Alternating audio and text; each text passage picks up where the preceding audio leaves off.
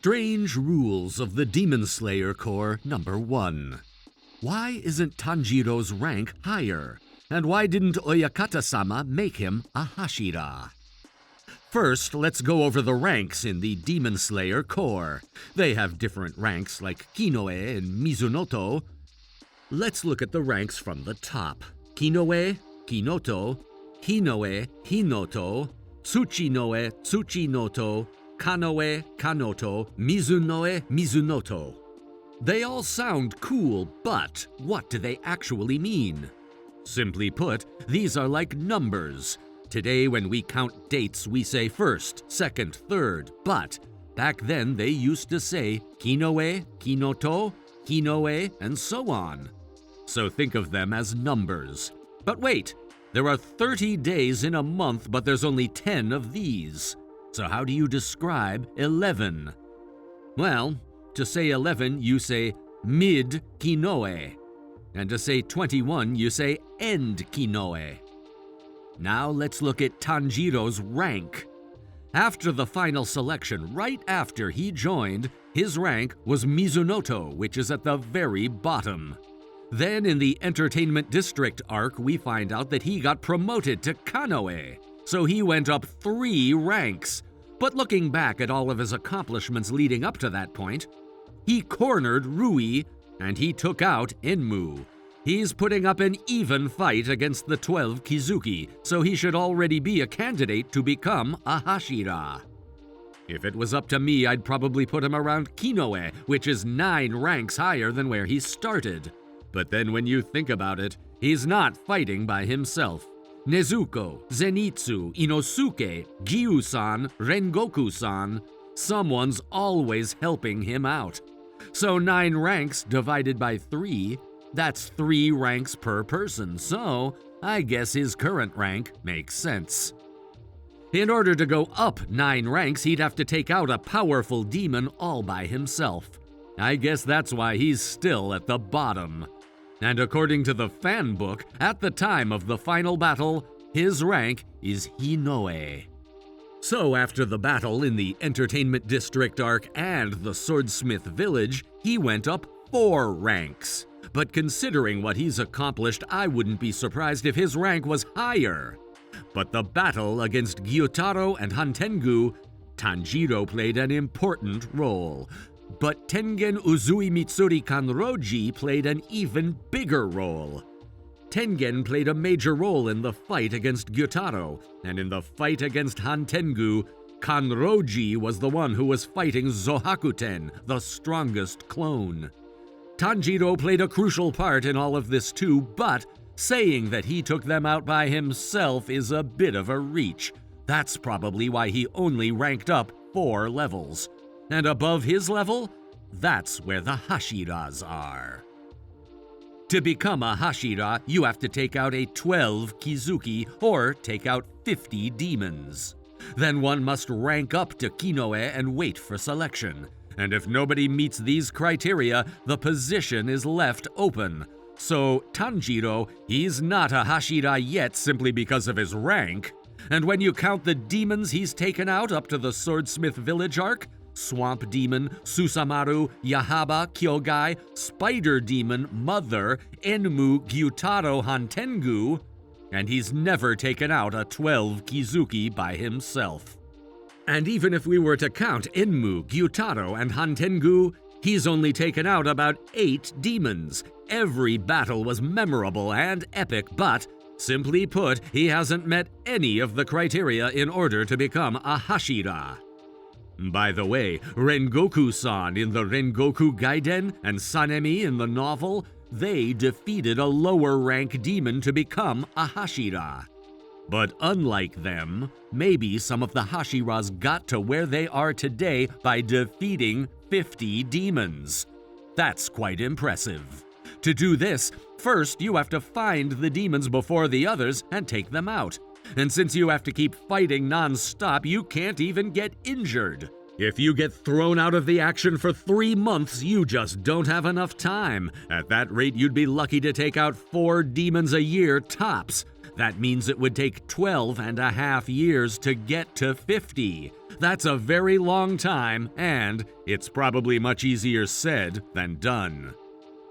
And there's another reason he didn't get chosen. Swordsmen with a black sword are easy targets for Muzan. And remember what Oyakata-sama said at the meeting. He knew that Muzan was on to Tanjiro, and Tanjiro was the only one who actually ran into him. He played a crucial role in his plan, and he couldn't risk losing him. Making him Hashira would draw a lot of attention to him, so maybe he thought it would be best to wait a bit. Making the main character a Hashira would have made things much more exciting, but that's not what this series is about. He might be the main character, but that doesn't mean everything goes his way. It's pretty deep, and I think that's what makes this series stand out. Next, Strange Rules of the Demon Slayer Corps number 2. Hashiras get paid an infinite amount of money. It may sound like a joke at first, but it's actually quite deep, and it really made me think. Allow me to explain. First, where does all the money come from? According to the fan book, the Ubuyashikis, they can see into the near future, and they used that to their advantage.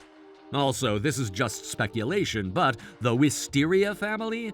Maybe they're donating a large sum of money to the Demon Slayer Corps. It's possible, right?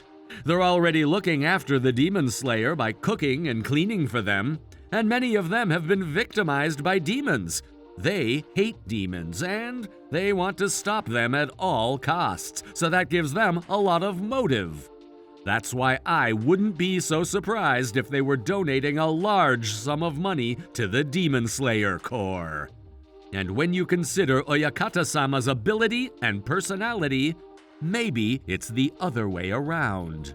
Maybe the Ubuyashikis are paying them. But in return, he's asking them to take care of his soldiers when they're in need. But even if the Ubuyashiki family had all the money in the world, making the Hashiras pay unlimited seems a bit ridiculous.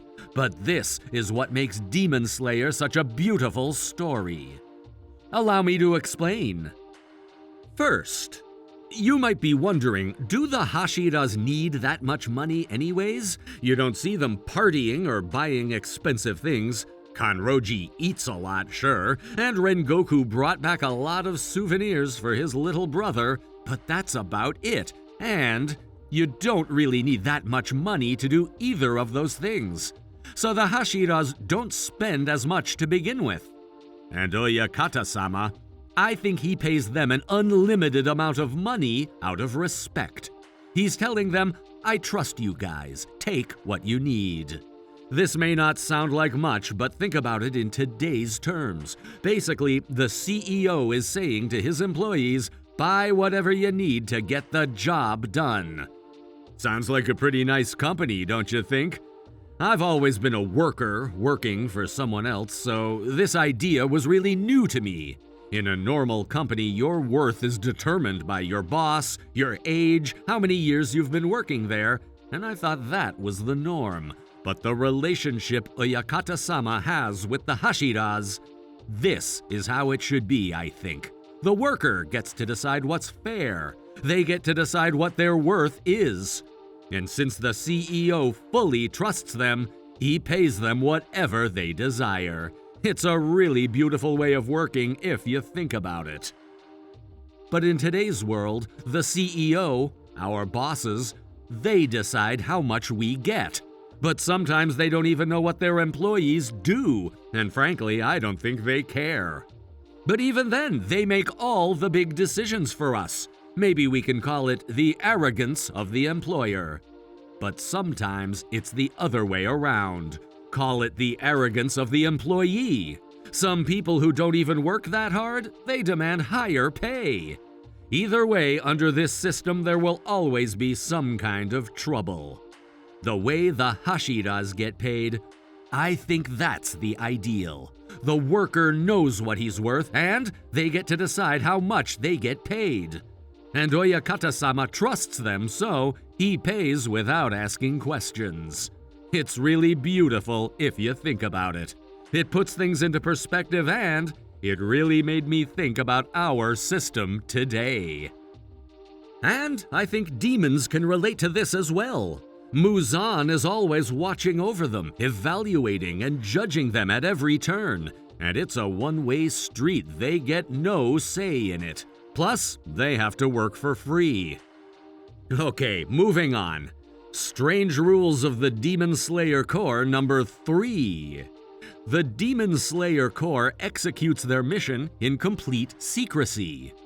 I've always wondered, the police, the army, where are they in all of this? Do they do anything to fight the demons? Sure, they cover their tracks, but incidents like the one on the Mugen train.